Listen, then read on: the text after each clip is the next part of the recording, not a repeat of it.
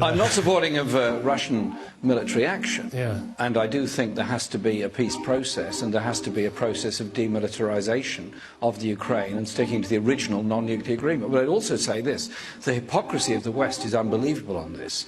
Where was the legality in the war in Iraq? Where was the legality of so many of the other interventions that have been made elsewhere? And if one reads very carefully what all the Ukrainian forces are saying, yes, there is a very nasty far-right force in Ukraine at the present time, which is part of the government.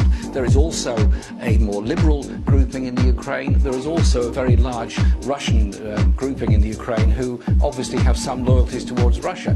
Does the Ukraine break up? That's a matter for the Ukrainian people. But the idea that we should move the whole thing in rhetoric towards some kind of military war against Russia seems to me an absolute disaster. I think the wider issue is that the EU has got very close to NATO. NATO has been pushing very hard to expand eastwards. Inevitably, Russia is going to get very nervous if NATO sets up bases all around its borders. That in turn encourages Russian militarism. Can't we go back to the point where Ukraine was a nuclear-free country and start to demilitarize and de-escalate the situation and allow a proper debate, much longer than a week, for people to decide their own future in the Ukraine? And it seems to me there's a terrible danger of a rush to a combination of an economic and a military war, and goodness knows what the consequence of that will be.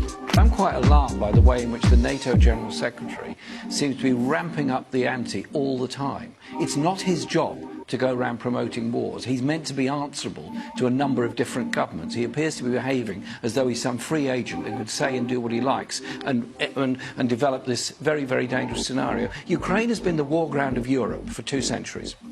Millions have died in Ukraine from famine, from war, from occupation and from disasters. Let's not visit that upon them again. Let's try and de-escalate, demilitarize and bring about some kind of dialogue and peace process which will guarantee a peaceful future for those people and for Europe. I'm not sure that the Russian people, having lost so many in Afghanistan in the past, want to see Russian lives lost in the Ukraine any more than people in this country want to see us going into some ludicrous, futile war. Let's start from the point of a political settlement, not start from the point of building up armed forces, moving fighter jets to Poland, mobilising the fleet and all these kind of things, negotiate through. And secondly, last point, the West has no moral authority whatsoever to lecture on this after drone strikes, after Iraq, after so many other internal coups and conflicts around the world. Surely hand the thing back to the UN to try to bring about some kind of peace process and de-escalate the rhetoric which has been in danger of plunging us into a catastrophic war with nuclear implications. Thank you very much.